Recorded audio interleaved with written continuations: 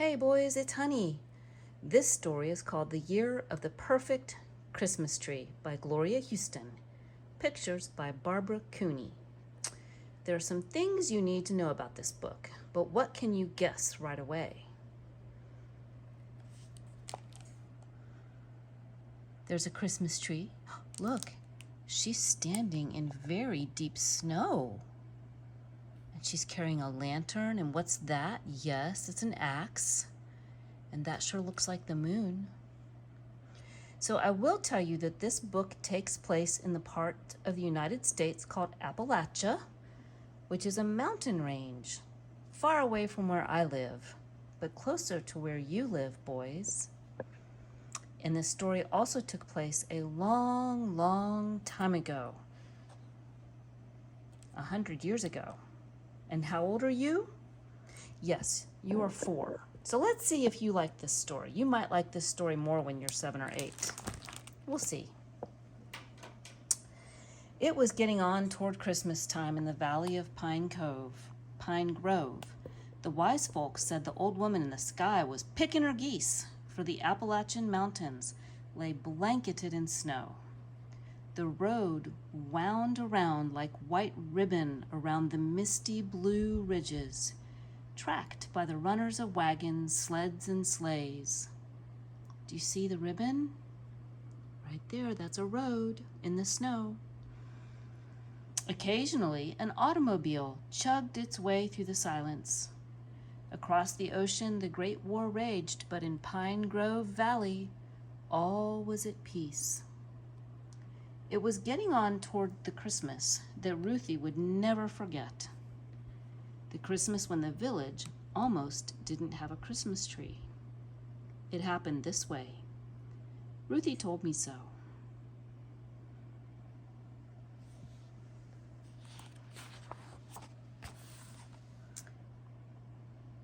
"Come, my pretty young'un," Poppy said one day, early in the spring. "It's time to choose the Christmas tree for the village church." "But Papa, Christmas will not come for a long while," said Ruthie. "The sarvice trees are just now in bloom." "We must choose a special tree and mark it for the coming year. It's the custom in our village for one family to give all the folks in the village and up every hill a holler a Christmas tree for the Pine Grove Church.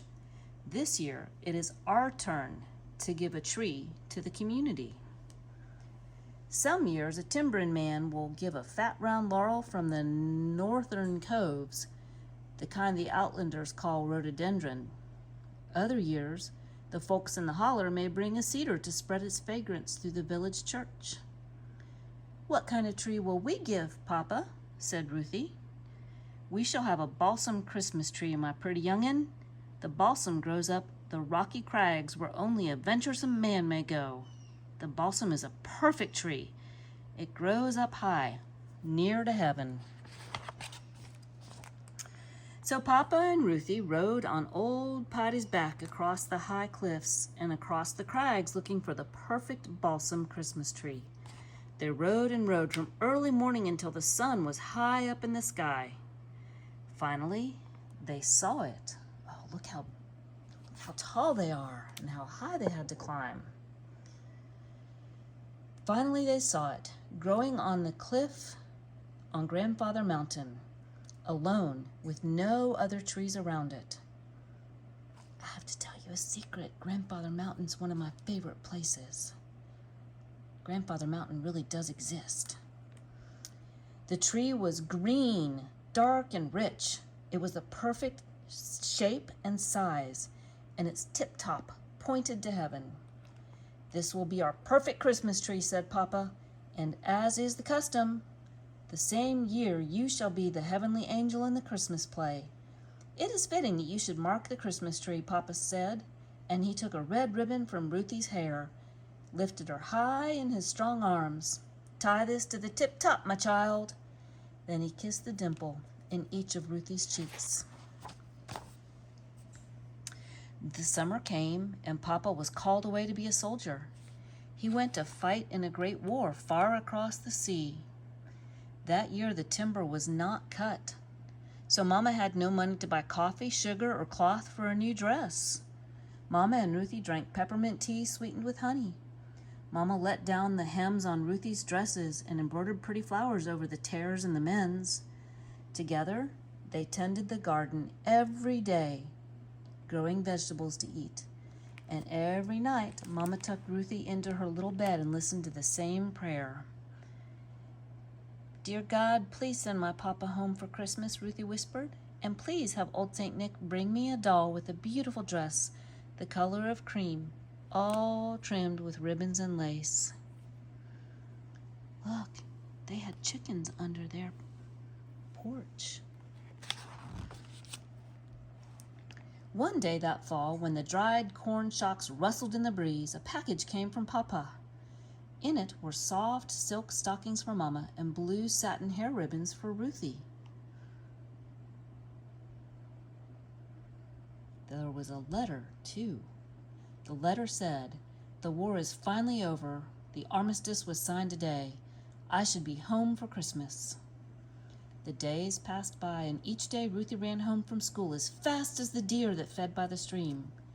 Every day she called as she ran up the steps, "Is Papa home?"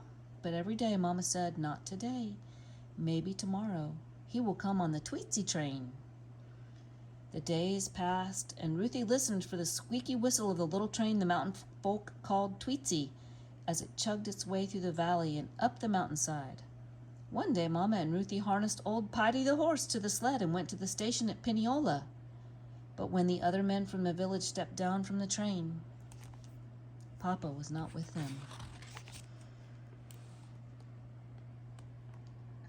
Soon there was only one more day until Christmas Eve. Over at the school, Miss Jenny and her pupils were practicing the Christmas play. The children sang the Appalachian lullaby, "Jesus, Jesus, rest your head, you have got a manger bed." Miss Jenny chose the boy and the girl who would be Mary and Joseph, and then she called Ruthie's name. "This year you shall be the heavenly angel. This is the year your papa will give the church its Christmas tree." Miss Jenny helped Ruthie climb up and stand in the teacher's chair so it would look as if she were up in the sky. And then Miss Jenny showed her how to hold her arms, just so. Can you do that? Miss Jenny said, "If you wear a dress with big sleeves, it will look like you have wings." That day, as Ruthie ran up the front steps at home, she said, "Mama, Mama, I must have a new dress with great big sleeves. I'm going to be the heavenly angel when Papa gives the Christmas tree." "Oh, my pretty young'un," said Mama, "I have no cloth to make a dress with big sleeves, and I have no money until your papa comes home." Mama kissed the dimple in each of Ruthie's cheeks and hugged her daughter tightly. That night, the preacher from Pine Grove Church knocked at their door. "Tomorrow's Christmas Eve, Miss Green, and Tom is not yet home from the war. Chad McKinney's been saving a prime cedar on his bottomland for next Christmas next. He'd as leave cut the tree this year." I think that means he'd be happy to cut the tree. Mama said, "Well, this is the year our family gives the tree. Tom chose it before he went away to the war." "I had hoped you would heed my wish," said the preacher. "The church must have a Christmas tree when tomorrow comes." "Tom is as good as his word, sir. Our family will give you the tree." Later that night, Mama wakened Ruthie. They dressed in warm coats, hats, and mittens. Mama hitched old Piety to the big sled Papa used to haul fire logs down from the ridges.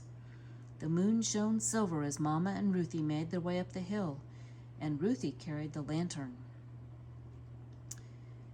"Mama, I'm afraid," said Ruthie. "There's no need to be afraid. We're off to get the perfect balsam Christmas tree." Mama began to sing, "I wonder as I wander out under the sky." Ruthie joined in the song, and soon she forgot to be afraid. Mama and Ruthie led old Piety and the sled up the hills and across the ridges, but they could not find the perfect balsam tree. "Papa says the balsam grows high on the rocky crags, up near heaven, where only a venturesome man will go." "Oh," said Mama, "we have a long climb ahead." Slowly, slowly, they led old Piety the horse along the ridge to the highest crag on Grandfather Mountain. They could see the village sleeping in the valley far below. Finally, at the edge of the cliff, they saw the balsam tree in the distance. "There it is!" Ruthie cried. "See, there's my ribbon tied in the tip top." Ruthie ran up the rocky crag as Mama and old Piety followed. The blade of Papa's axe shone in the moonlight as Mama lifted it high. Thwack! Thwack! Crack! The sounds echoed through the rocks and hills. Then Mama picked up the saw and said, "Take hold of the end, my pretty young'un. Pull as hard as you ever have." Mama pulled and Ruthie pulled, pulled back and forth until the perfect balsam Christmas tree fell softly into the snow. Mama and Ruthie lifted it to the sled and tied it there.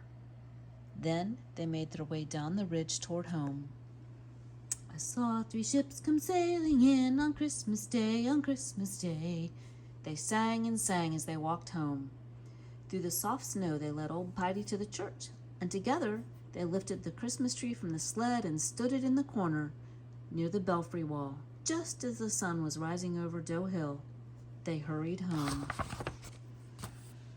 Tucking Ruthie into her little bed, Mama whispered, "The folks of Pine Grove will have their Christmas tree, and you shall be the heavenly angel this year." Ruthie fell fast asleep, but Mama sat long by the firelight, sewing as fast as her nimble fingers could move. Oh, look, they have a kitty cat. First, she cut the ribbons and lace from a wedding dress the color of cream. From it, she fashioned a smaller dress with flowing sleeves. Then she took a soft silk stocking and stuffed it with lamb's wool and stroked it until it was smooth and round. She embroidered it with 2 blue eyes, little black curls, and made a dimple in each cheek. From the scraps of Ruthie's dress, she made a tiny dress just like it, all trimmed with ribbons and lace. She dressed the stocking doll in a tiny dress. The sun was high in the winter sky when the knock came at the door. "Good Christmas Eve, Preacher Alice. Do come in and spell yourself." "Did you hear about the Christmas tree?" the preacher said. "A wondrous balsam from high up in the crags was found on the belfry porch this morning." "Do tell," said Mama. "What a wonder." "And that's not all. It's being told hereabouts that folks who live up in the holler heard angels singing in the middle of the night, singing Christmas songs," said Preacher Alice. Ruthie had to hide her face behind Mama's dress so the preacher would not hear her laugh. Daylight was fading when Mama helped Ruthie into the prettiest dress Ruthie had ever seen. It made the softest silk, the color of cream, and trimmed with ribbons and lace, and had long flowing sleeves. "If you hold your arms just so," said Mama, "it will look like you have wings." I think the kitty cat was watching her too. At the church, the ladies of the valley had decorated the perfect balsam Christmas tree. Reflections of the tiny candles in their shiny holders fastened to the tips of the branches shone in the windows. Tied to the lower branches of the tree were presents wrapped in pretty paper. On the tip top was a tiny angel. Oh, let's see if we can see the angel. Oh, look at that. And this was so long ago they had to put candles on their tree, not lights. The sexton rang the bell at the church, and from up and down River Road and from all the hills and hollers the folks were coming to Christmas Eve service. A choir of children sat by the organ. The 3 kings waited outside the belfry door. Behind the bedsheet curtain, Mama helped the little Mary put her doll to bed in the manger straw. Ruthie climbed up and stood on the preacher's big chair.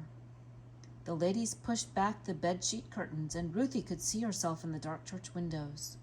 She was careful to hold her arms just so. In her dress, it did look as if she had wings. Ruthie said, as the heavenly angel, she spoke, "Behold, I bring you good tidings of great joy." And look, there's a sheep. When the program was over, Ruthie went to sit with Mama on the front pew. Mama held her close. Then the three kings came walking down the aisle, carrying lard pails filled with the Christmas treat pokes. Each contained a soft peppermint stick, some chocolate drops, an orange, and some hazelnuts. Behind the kings walked old St. Nicholas. He carried his toast-sack goodie bag with him. Old St. Nick visited with the Amen corner first. He gave each of the deacons a lump of coal or a willow switch, which made the people in the church laugh. Then to all the children who had misbehaved, old St. Nick gave a willow switch or a lump of coal as well. Ruthie had been good that year, so she got a treat poke instead. At last, it was time to call the names on the presents that were tied to the tree. Every child in the church received a present. Everyone except Ruthie. A tear slid down her little dimpled cheek. One of the kings reached the tip-top of the perfect balsam Christmas tree, and he lifted down the little tiny angel. "Why, Ruthie," said St. Nick, "this little angel looks just like you." And it did. The angel and Ruthie were wearing the same dress. Ruthie hugged the tiny angel and kissed its silky cheek, which felt just like the silk stockings Papa had sent to Mama. The preacher said his benediction, and St. Nicholas wished one and all a happy Christmas. Slowly, the people began leaving the church. Mama and Ruthie walked out the door. St. Nicholas was standing there, and a man in an army uniform stood beside him. St. Nicholas said, "And here is another present for you, Ruthie." But Ruthie was so busy looking at the tiny angel that she did not notice until strong arms picked her up. "Let me look at you, my pretty young'un," said Papa's voice. And he hugged Ruthie, Mama, and the tiny angel, all at the same time. The village folks gathered around the church steps. Someone from the church village began to sing Silent Night, Holy Night. All is calm, all is bright. Then the village folk joined in, but Papa, Mama, and Ruthie and the tiny angel barely heard. They just hugged each other some more. And since that time, every year for more than 60 years, a tiny angel has stood atop the balsam Christmas tree. She wears the same lace dress with ribbons and lace. The angel has coal-black curls and a dimple in each cheek. That's how it happened. The Christmas of the heavenly angel and the perfect Christmas tree. Grandma Ruthie told me so. The end.